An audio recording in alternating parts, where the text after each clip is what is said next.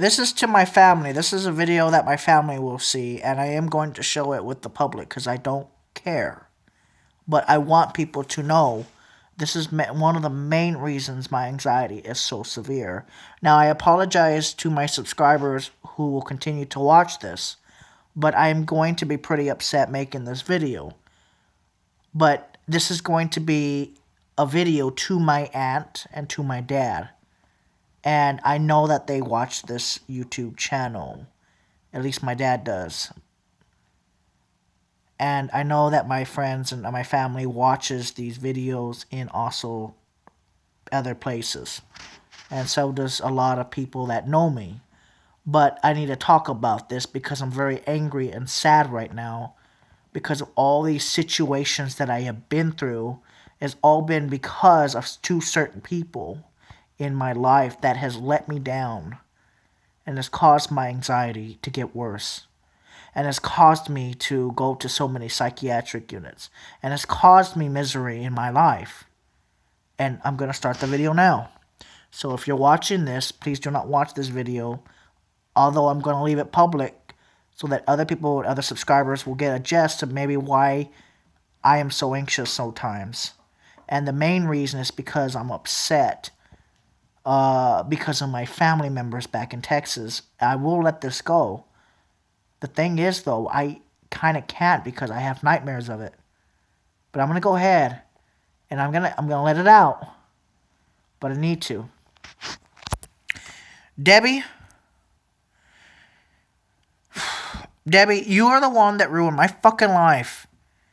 When you moved from California to Texas, you came in with so much shit from that U-Haul truck.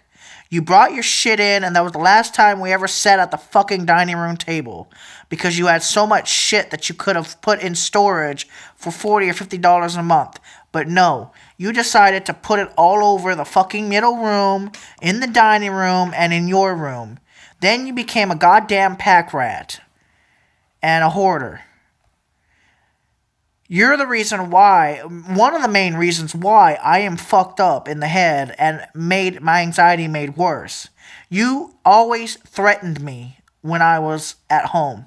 You always yelled when I was a child and I was crying in my bed because you always yelled at my dad for the stupidest reasons known to man. And then you yell at my uncle for the stupidest reasons known to man. I play my music loud at 6 o'clock in the afternoon and you're sleeping the whole day. What happens? Oh, it's too fucking loud. Turn that shit down. What happens when I want to play basketball? What do? You come out and annoy me and try to talk to me for 8 hours straight. What do you do when I say, Debbie, I am tired. I want to go to sleep. And what did you do? You kept me up the whole night by making the most stupid noises in the next room over when people are supposed to be sleeping at that fucking hour. You came in and threw pots and pans at my dad for the most idiotic reason known to man.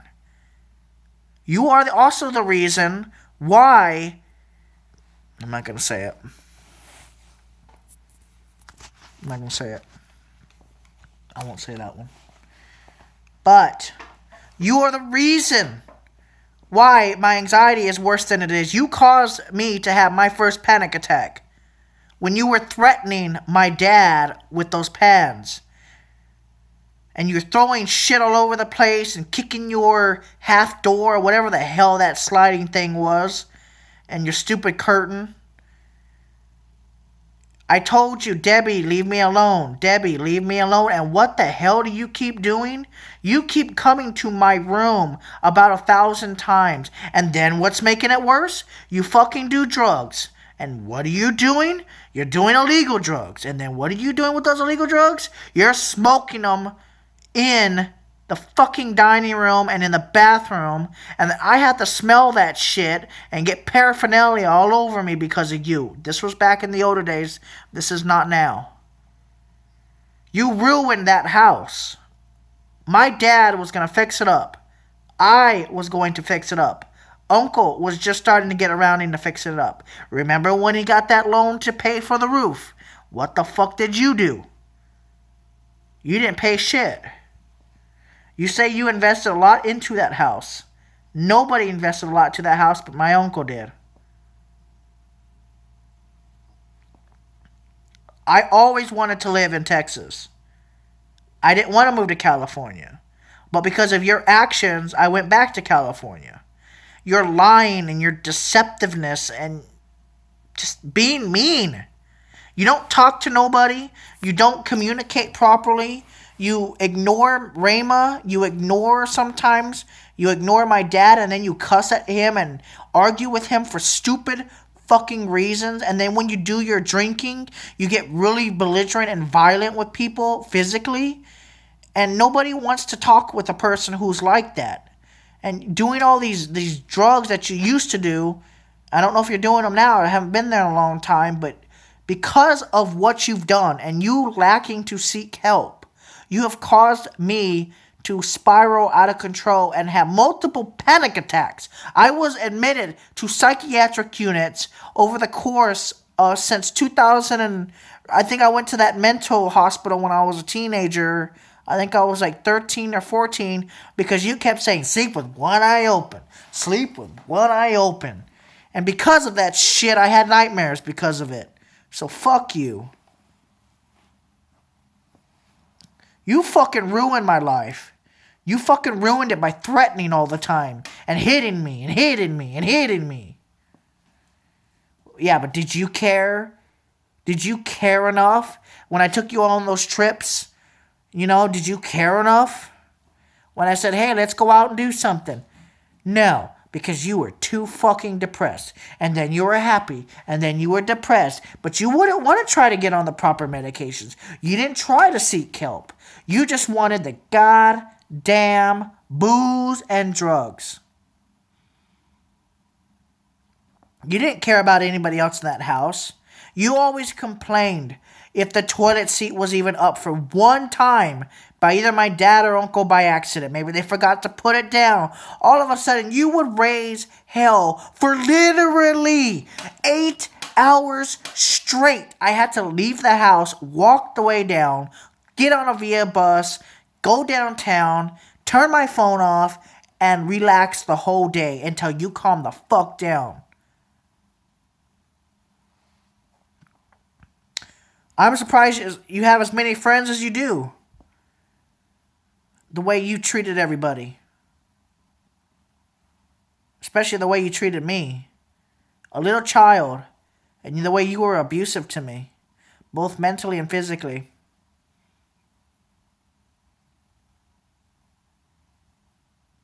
Yelling at me. Cussing me out. I'm a little child. I'm a child and you fucking cussed me out the way you did. Screaming at everybody.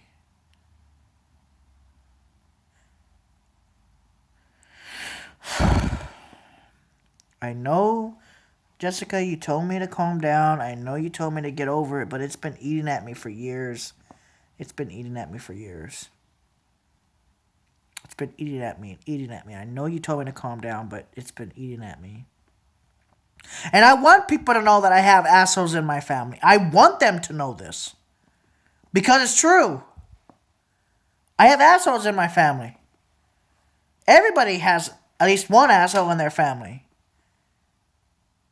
But if you would have never came from California, I swear to God, I know, I can almost guarantee from when I was a little child, I can almost guarantee before you came, I was way better off as a child. I was happy. I used to play with my damn Hot Wheels. I had this little plastic road map that I'd put on the floor, and I'd play my little cars, and I'd put them in their little parking spots.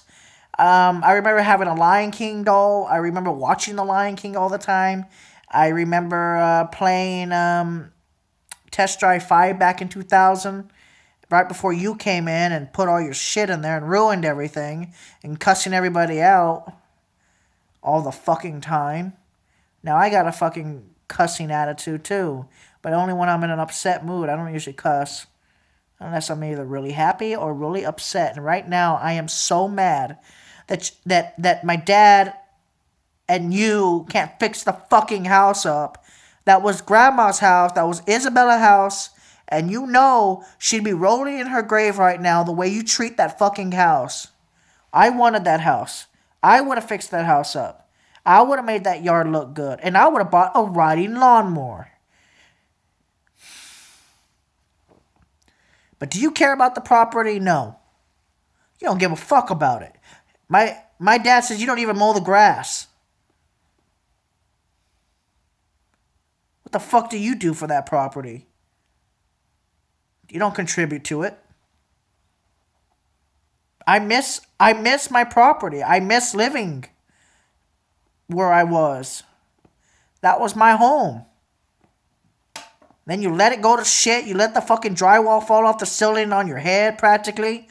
You let the fucking living room get all dusty and you don't even try to fix all the holes up in the ceiling. It's so sad. As soon as I got the money that I got from, I was going to fix the house up. I was going to fix all the drywall. Look at my room. Look at my room. And you know that my room is nice compared to the rest of the house. I had the guy put proper insulation. My uncle did it and I paid Uncle back. I paid Uncle to fix my room up. I had proper insulation in my room. I had a proper door. I had a proper room. And my room was the only fucking room in the house that was nice. And I was going to fix the rest of the fucking house. But then all of a sudden, after Uncle passed away, you decided to be goddamn bitch. And fuck everything up for everybody else, including my dad. You ruined it for my dad. You're stressing him out. You stressed me out to the point of leaving. You didn't even want to control your bipolar. You threatened us. That was the biggest one that caused me to have nightmares. Your threatening caused me to be scared and wake up scared. Sometimes I was even scared to pass by your door because you were so unstable. And the littlest thing set you off. The littlest fucking thing would set you off.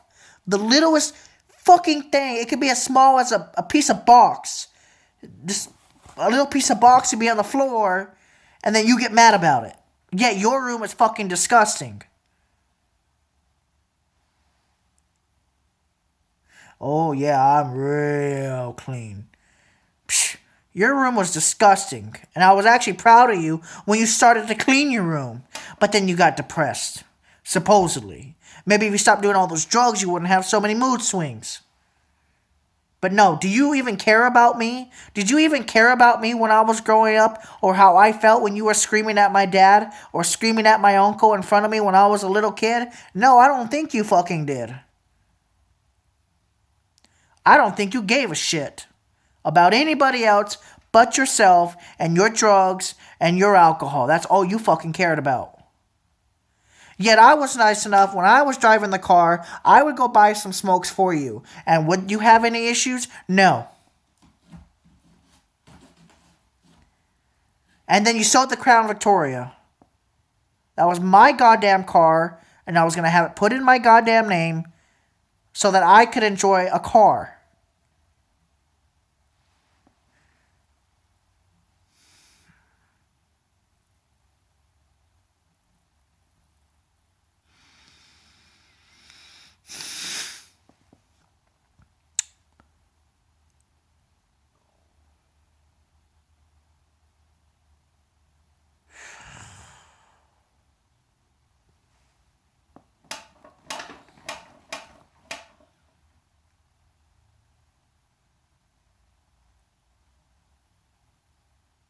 This is what happens with family violence. What happens to the child that grows up? What happens to their mental stability in most cases? It's because of people like her, abusive people. I never had anxiety until she came into my life, until she came to the house. I didn't have any anxiety till she came in. When she started coming in, I started having worse days at schools. I started skipping classes and stuff like that. And And I've ended up staying in the bathroom half the day. Then when they came looking for me, they'd give me a referral, and I didn't even give a shit. I had like 100 referrals probably within a year, within a semester or a year. Skipping classroom, skipping classroom, skipping classroom. Then I had the mental issue with the anxiety and slamming the doors. Then they put me in a special class unit, not the mentally special ones, but the other ones, the behavioral special one, behavioral health one. If you guys want to look it up, it's called base unit, behavioral something. I don't remember the name of it, but it was a base unit. I was doing fine until you moved in, and it even caused my dad to buy an apartment because you were so bad and mean and cold-hearted and doing drugs and stuff like that.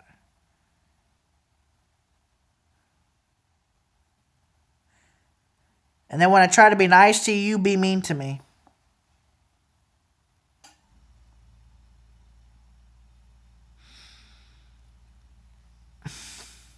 Anyways, I'm done. I just needed to get that out. Because I know that at least my dad will watch this video. I also know that people that, Jessica, Brianna, I know you guys will watch the video. I hope you guys know how I feel, though, because it's not fair to me, and it's not fair to you guys, and it's not fair to Rayma, and it's not fair to anybody else, because nobody else gets to visit the house, because she's so mean, and nobody wants to see her. No, nobody wants to go to Texas to see her. Nobody wants to see her. Nobody wants to see my dad because he's a jackwagon. He's a jackwagon. End of story. I love him. I love him with all my heart, but he's a jackwagon. He's not very nice. Always hanging up on me. It's the worst thing you could do to me. As much as I care about you, as much as I worry about you, about your medical health, you still do that to me.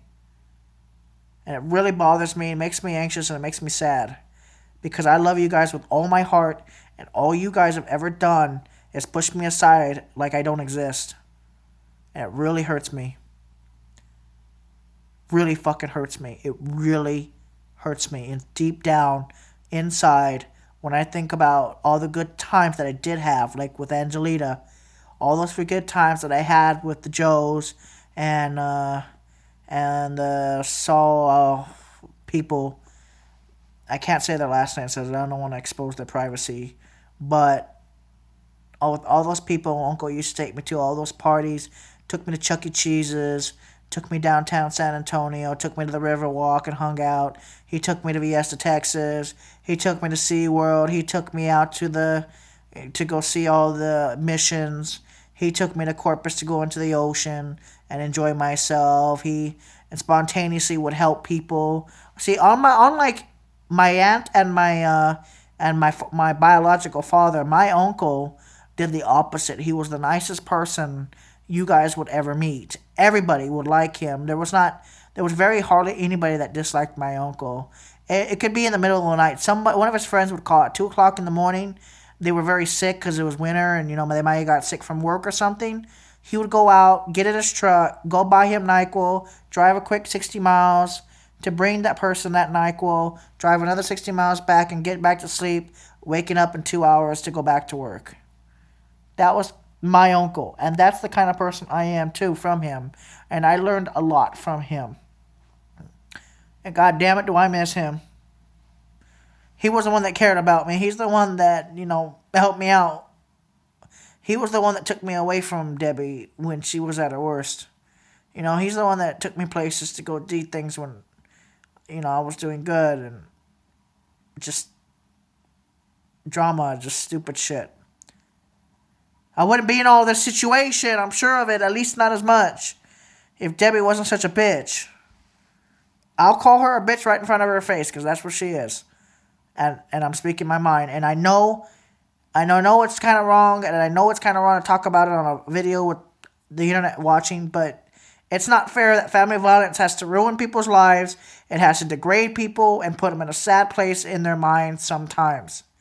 But I'm not sad like this all the time. But right now, I just feel so ugly that my own aunt and that my own dad has neglected that house that I lived at.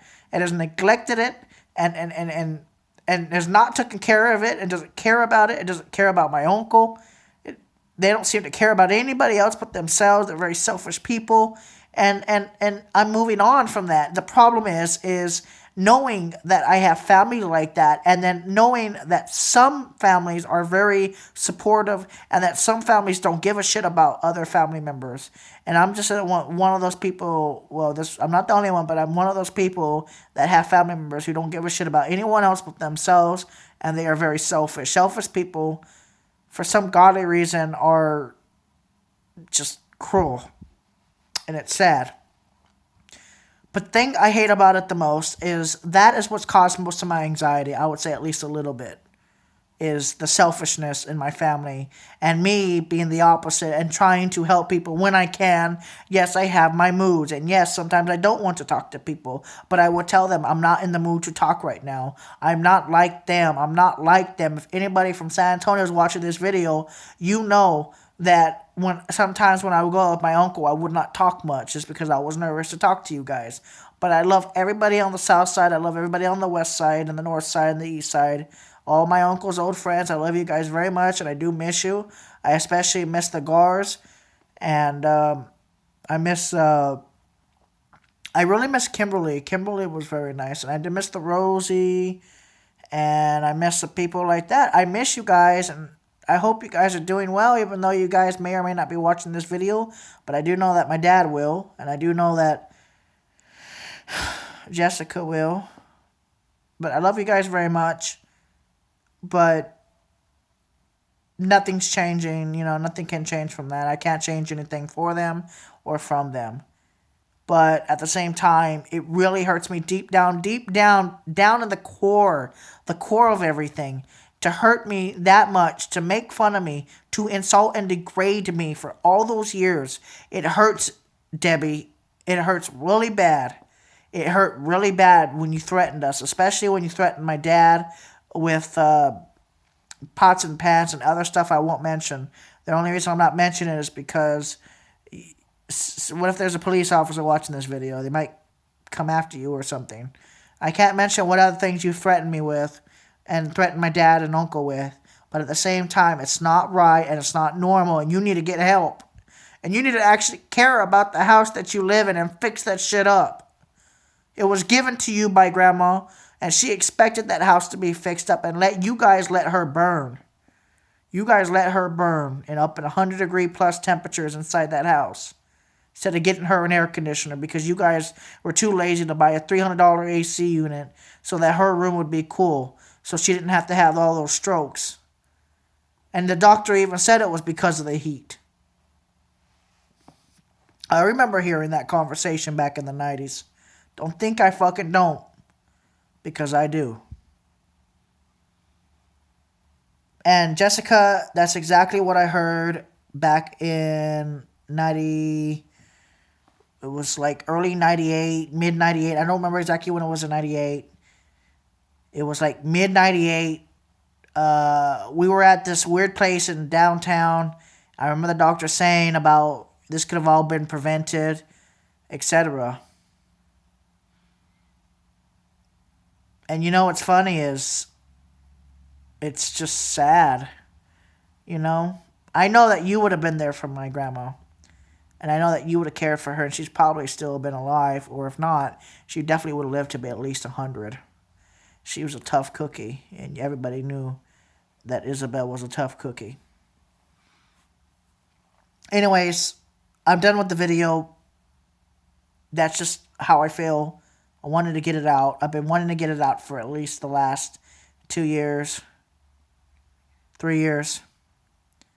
But that's how I feel. And until Debbie changes her ways, nothing will ever get done at that house. But it's saddening to know that it won't. But I can't change everybody. I can only be myself. And it's because of YouTube that I've become somewhat of a better person.